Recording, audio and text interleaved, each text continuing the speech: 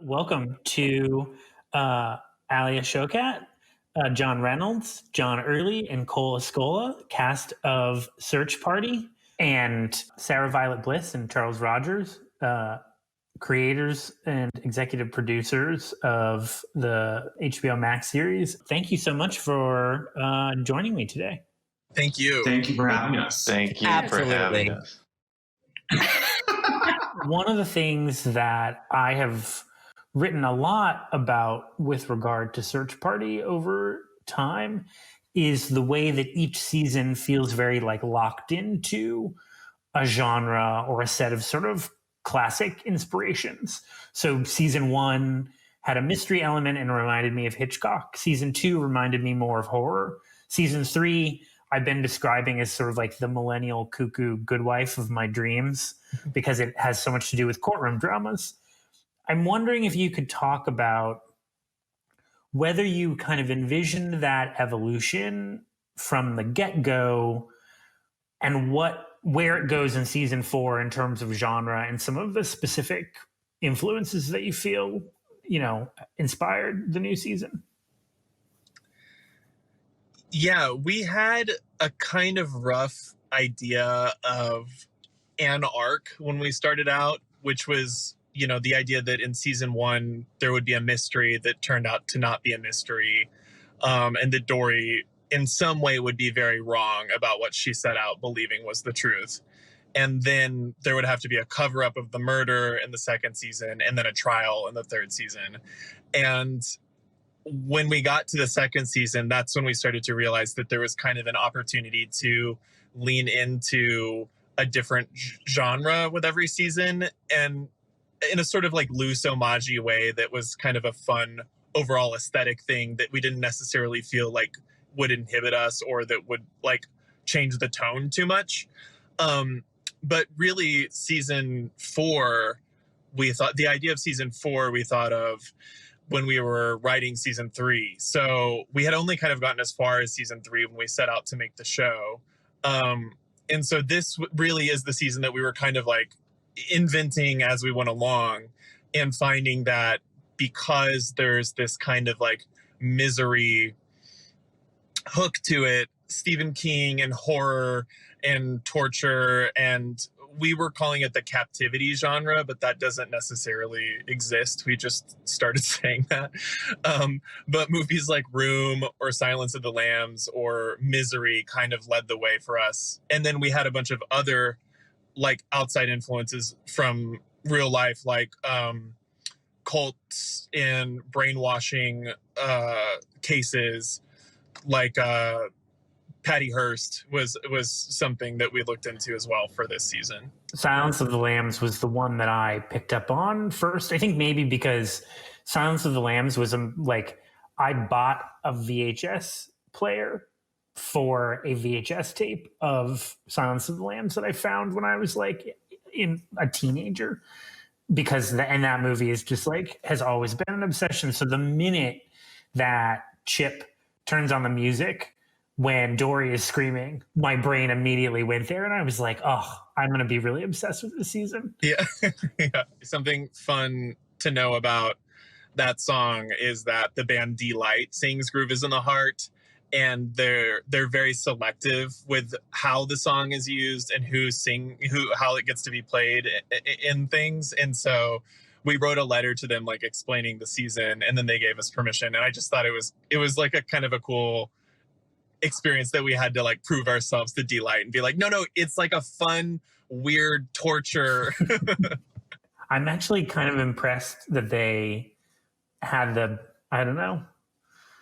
sort of courage to let the song be used in an unorthodox way. Let's put it that way. I know. Sarah Violet, I'm going to ask you what attracts you to the sort of captivity genre or this sort of kind of storytelling, and why it made sense to translate it into a comic vernacular. What does attract me to that? I think, when I think about the thing that comes to my mind the most is Misery, and I think the psychosis behind being so consumed and like in love with the person that you've captured that you want to destroy the person is inherently funny to me for some reason. Like there's something about that is tragic, but also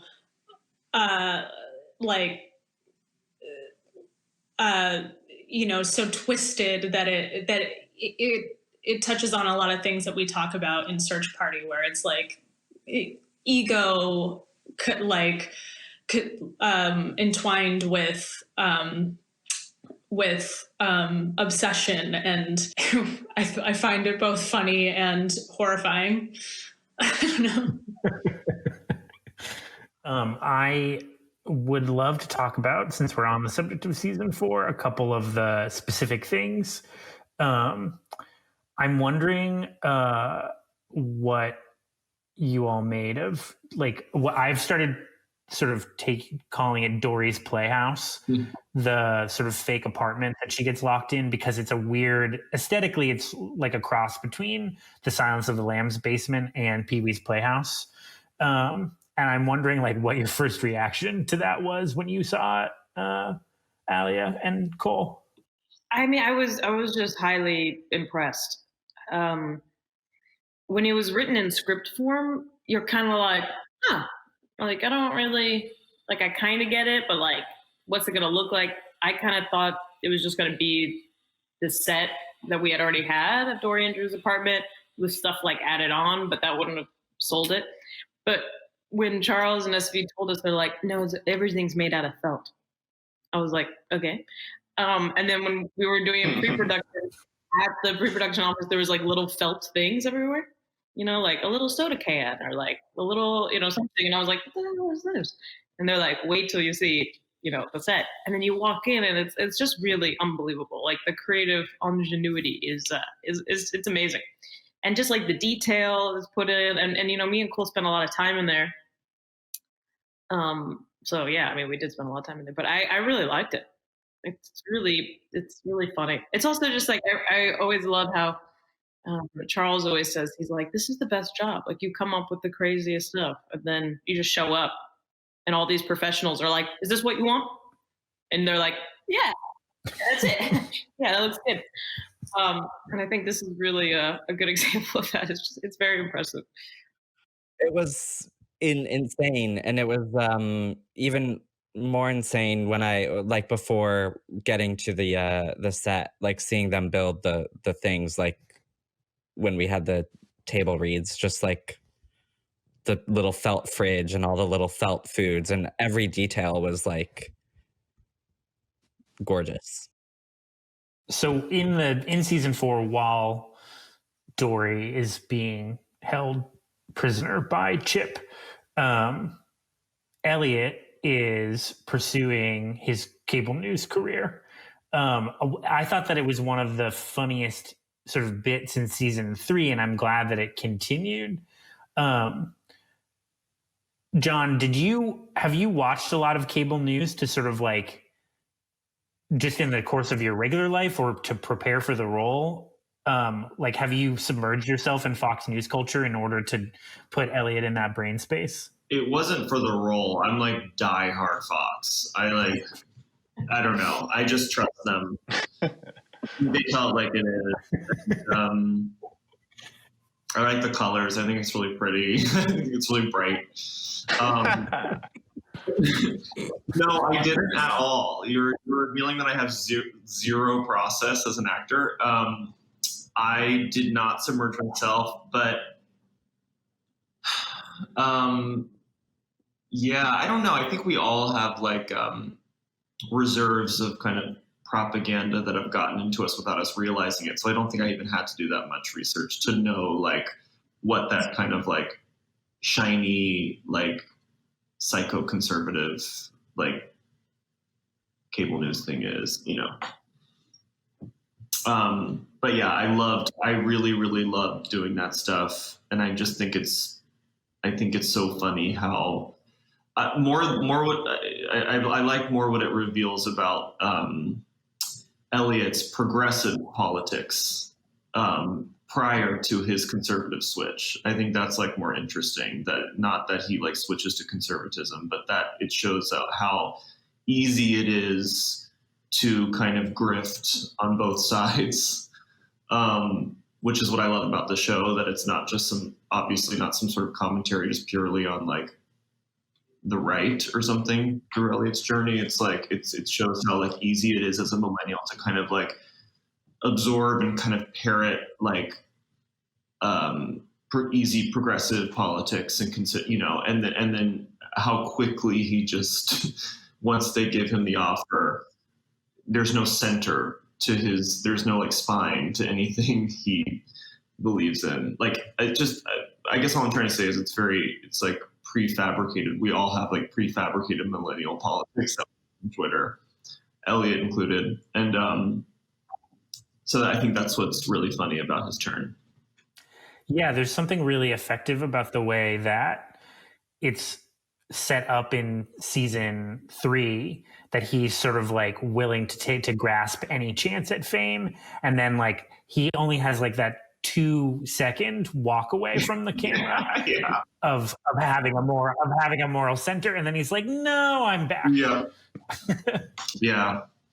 I actually, one of the things that I wanted to sort of talk about, and this will sound flip, but I also think that it's kind of true in a funny way, is one of the things that I think is really important about the show's representation of queer people is that it says queer people can be monsters too, or they can act like monsters too. There's something I find incredibly funny as a gay man myself, watching a show that's like doesn't try to pull punches to make sort of political hay, but also doesn't make their queerness the joke. Like, the joke is that Elliot is a bad person, not that Elliot is gay. And I just think that walking that line is really smart. And I'm wondering how you all sort of like think about the way that the show represents queerness, specifically sort of a particular time and place. Yeah, I think it's really refreshing to I don't know, like I think it's really exciting that they're not concerned at all with like showing Elliot's like, kind of traumatized, like they're not interested like in his coming out story, that like yeah, I think like Charles and SV share an anger that like I know Cole shares with me, like, and I'm sure we all share to some degree, of just like the kind of like gutless, just like toothless gay content, and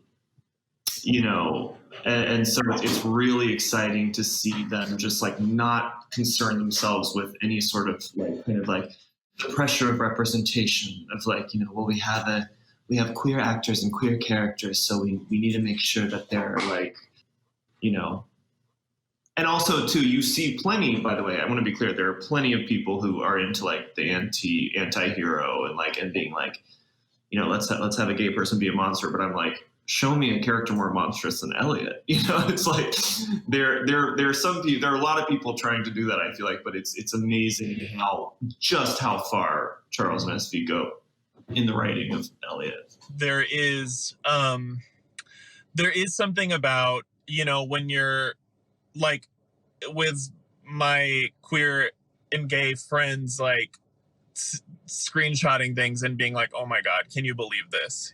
Like there's so much deep cut nuance to what I see out there that's so bananas in people's behavior.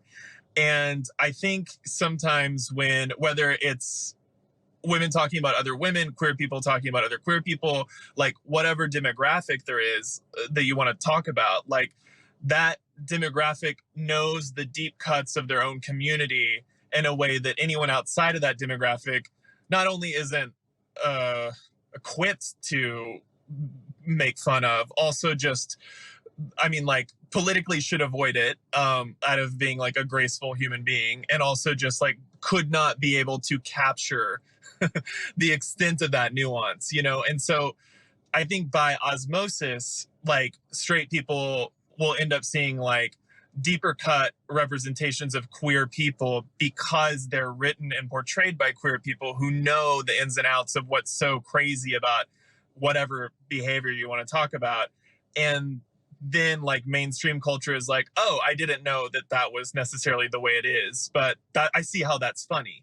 And so I think when you get the kid gloves out, I think it's when you're talking about a type of person, behavior, or culture that's not of your own. And I think that's when you're talking from the outside in, and it shouldn't be your place to try and make meaning out of it, you know? So that it's, I mean, there's so many crazy people out there. It's so easy. Cole, what about you? Because obviously Chip is a little bit more along the lines of a traditional villain within the context of the season. Yeah.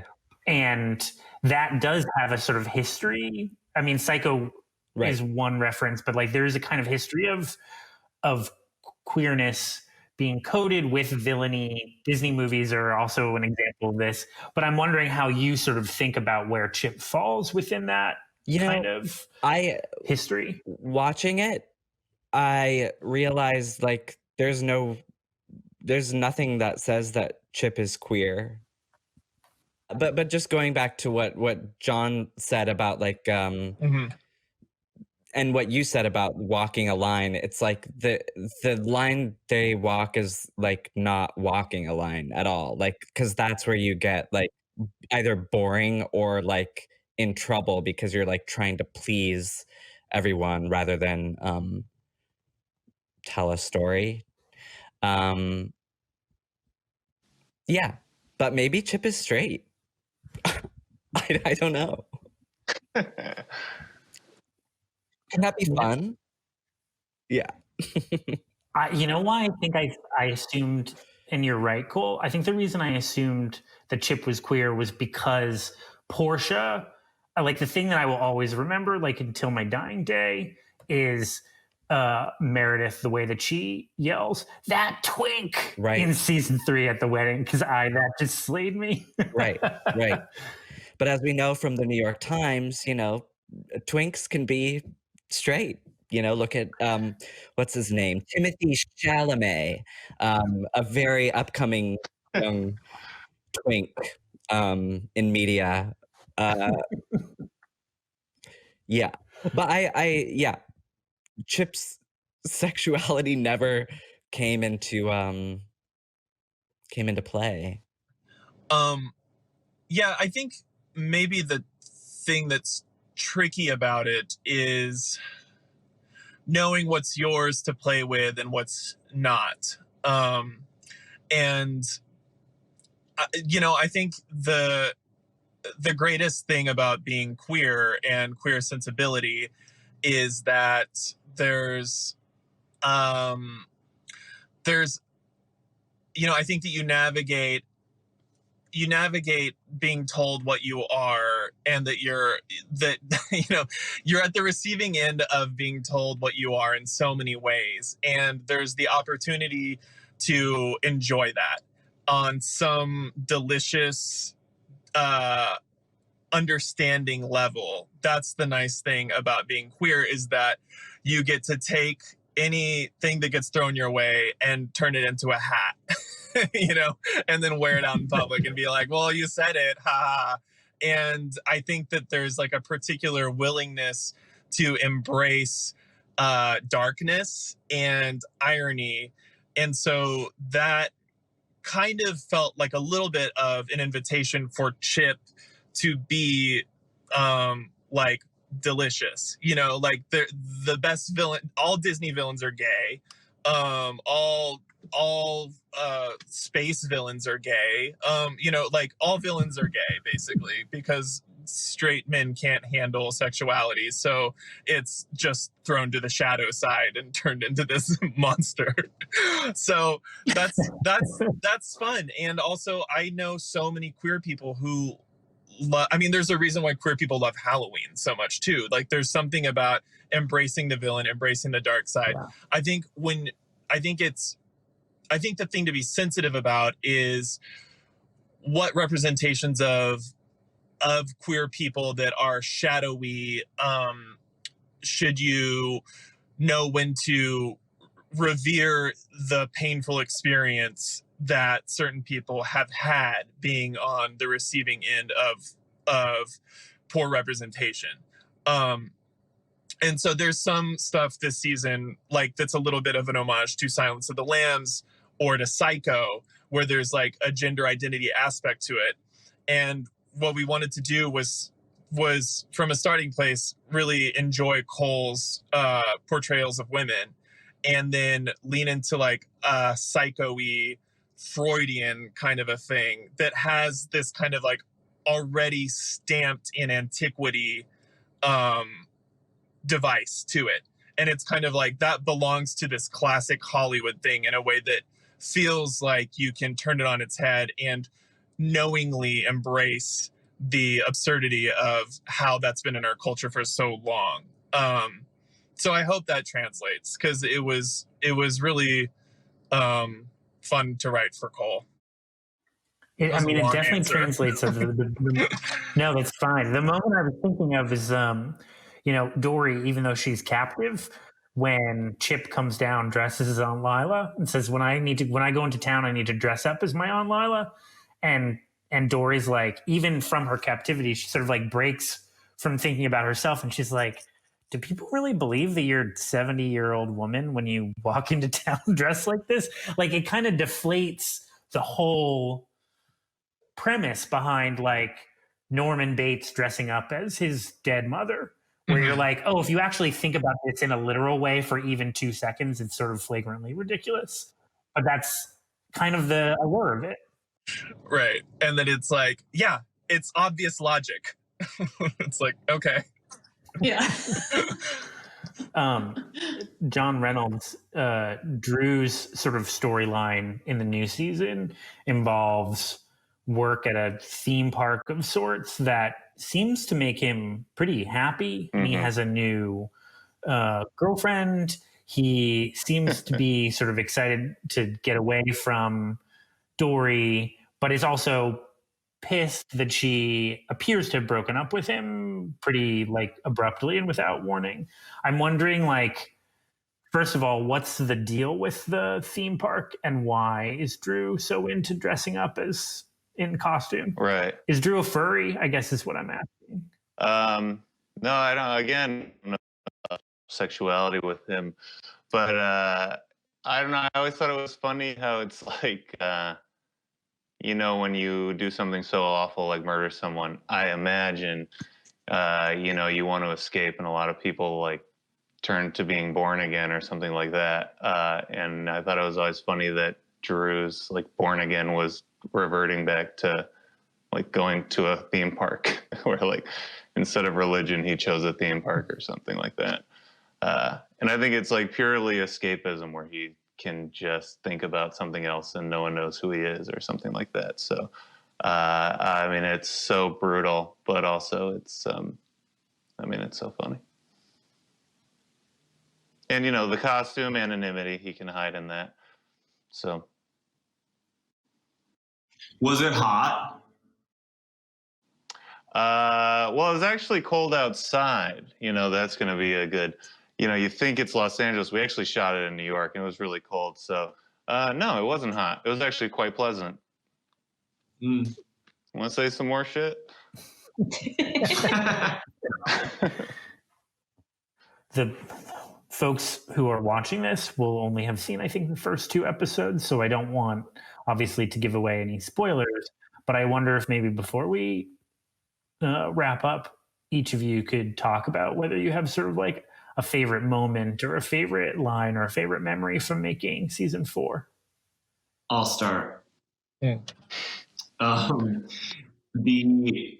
honestly can't believe it hasn't been brought up. I'm worried that it's like not as big of a moment as it felt when we were shooting it. But the triple kiss in episode 1 of season 4 was perfectly unplanned. like it was not in the script, and we were just, we were doing the drunk scene, and there was clearly something going on physically between us. I think we were like kind of. It was clear that it was becoming more and more clear that we were kind of I don't know, we were like getting kind of, our faces were getting close to each other, and I think all three of us kind of knew that like it would be funny if it suddenly got kind of sloppy and like sexy and confusing. And Charles and SV picked up on that and then asked us to like, they were like, will you guys? We're like, we're so sorry, but will you guys like do a triple kiss? Like, will you make out with each other? And we were like, okay. And we did it, and it was like, I don't know, it was so funny, and it was like our first week back from shooting, and it had been a really long time, right, since we had shot season 3, or no? It had been a minute. I think so. It'd been a long time, and it it's like it takes a while to like get back in the groove of things, but I felt like that was just like, it was such a funny experience. Everyone was being so funny, and I can't believe we did it.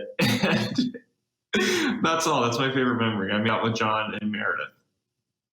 I remember being so jealous. They sent me the video from that day, and I watched it over and over again. I know, me too. I would say it was a pretty heavy season for Dory, but when Ann Dowd, who's an amazing actress, the scenes we had with her, she just made me laugh so much. I just like really enjoyed. There's one in particular when she's like listing off all the allergies she's allergic to, and she would each time do some kind of improvisation at the end that somehow had to do with pooping or something. She's like, I'm not pooping in there, or something like that. And I was just like dying laughing because like I just had to put a blanket, like looking kind of morose, and every time I was just like dying. I just like, it felt really surreal. I'm just such a big fan of her, to have her just like, she's so committed and wonderful. That was my favorite, one of my favorite scenes to do. I would say any of the scenes where we were all sort of back together, because at the end of season 3 and beginning of season 4, the 4 main characters spend a lot of time apart, and just from a filming standpoint, they're not as fun days. And the scenes are so fun when we get to all play off each other. So it's really good when there's like I guess you call it a brunch scene towards the end of the season where like all 4 of us are back together. And it was just nice to have like a big group scene again. And on top of that, I would say we went to this bagel factory to shoot one day, and that was really fun. And Griffin Dunn kept like picking bagels off the conveyor belt and eating them. And I was like, I don't think he's supposed to be doing that. But he kept doing it every take. And I was like, this is like a live factory. I don't think you can like take these bagels off of this conveyor belt every single take. But yeah, that was fun. Fun for me. Cole. I guess just working with Susan Sarandon. Kind of because she was scared.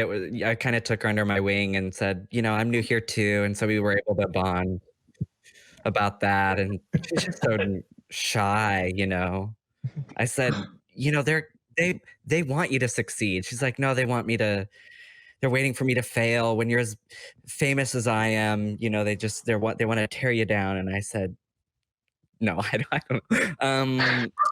Yeah, I mean, it was just yeah, that did happen, but it was a dream. Just to be working with her. Chantal has a really fun, unnecessary, but necessary storyline that doesn't come till later, and I we really enjoyed writing it and shooting it. Yeah, I mean, yeah, everything is so spoilery. I can't like all the spoils I love. And our guest stars are yeah, really fantastic this season, and yeah. the world already knows Susan Sarandon's in it, but that was truly thrilling, and very memorable. Also, Deborah Rush, Yeah. Great. who plays Griffin Dunn's wife, is the mom. Among many other things, she's the mom of Strangers with Candy, and that was very surreal to meet her and work with her, and like, it was insane. Her like asking us for help on lines. Remember, like she like, was that good? I'm like, yeah. Like just ask. Like, do you have any ideas for how I should say this? I was like, it was so surreal. She's a true icon.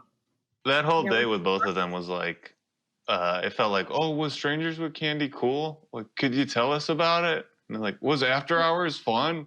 Do you have any stories? It was like I was like going to eating snacks and being like, can you guys tell us stories? It was really fun. I just want to say thank you to all of you for taking the time out of your day and chatting with me. This has been really fun. Yeah, thank you. Hey, thank you. Thank you. Thank you. Thank you so much to the cast and creators of Search Party, which premieres January 14th on HBO Max. You can go to hbomax.com and check it out. Thanks for joining us.